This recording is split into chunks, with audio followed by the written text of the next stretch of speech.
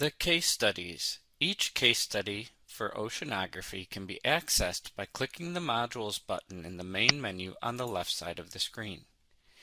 In each module, you will see that the case study appears at the bottom. For here in week 1, we'll start with the first case study, Introduction to Oceanography. When you click the title, it takes you to the discussion thread where the case study will be completed. You see that there are directions for you to create an infographic and make a substantive reply to one of your classmates.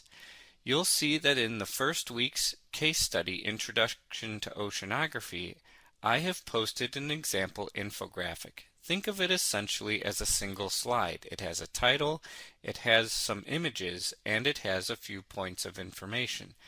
I covered a topic not on Introduction to Oceanography so as not to cover an aspect you may wish to present.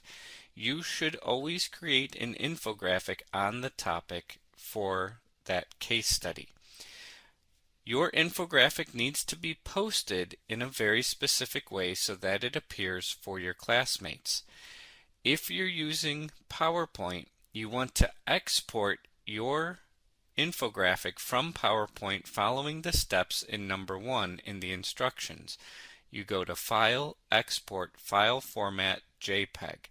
You name it and choose a location on your computer or device to save the file. If you're using a different software to create your infographic, make sure that you save it as an image file, either JPEG or PNG. You will then post your infographic by clicking Reply just under the instructions for the case study. In the area that loads, there's a button that looks like a photograph with mountains in the sun. You click it and it has two options. You click Upload Image, you then select your infographic from its location on your computer, and it will appear in the rectangle for the post.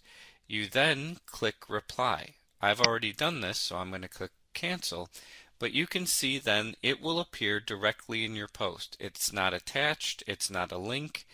The infographic itself actually appears in the post. Once you've created your infographic, you then want to make a substantive reply to a classmate. I have also provided an example of this in the first week's case study, Introduction to Oceanography. In the reply, you can see that there's 3 pieces. First, before you get into the 3 pieces, you say hi to the student that you're replying to.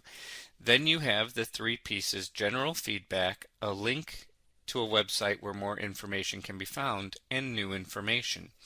In general feedback, you can see in the notes at the bottom of the reply that you want to provide information about how you feel about what was presented.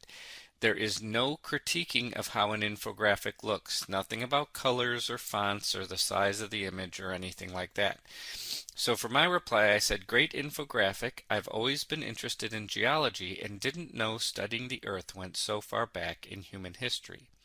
In link, you provide the link to the website where more information on the topic that your peer's infographic is on can be found. In the new information area, you take information from the link that you provided, written in your own words, that adds to what was presented by your classmate. So for my new information related to this infographic, I wrote, "It is crazy to think that most of the major concepts in geology were only figured out in the last 200 years. In the 19th century, James Hutton figured out some rocks are made by volcanic activities, others are from sedimentary activities. The processes happening today are the same as those that happened to form the rocks in the past, a concept known as uniformitarianism, and he is considered the father of modern geology." I strongly recommend that your reply follows that same format, saying hi to your classmate, then writing out general feedback, typing in there, link, providing the link, new information, writing in your own words that new information that adds to the discussion, and then signing it with your name at the bottom. This has been an introduction to both the infographic, which should be something you create not directly from a slide in the lesson or an online learning activity, but something new that you're bringing into the topic, and the substantive reply that you are required to give to a classmate in each case study for each topic.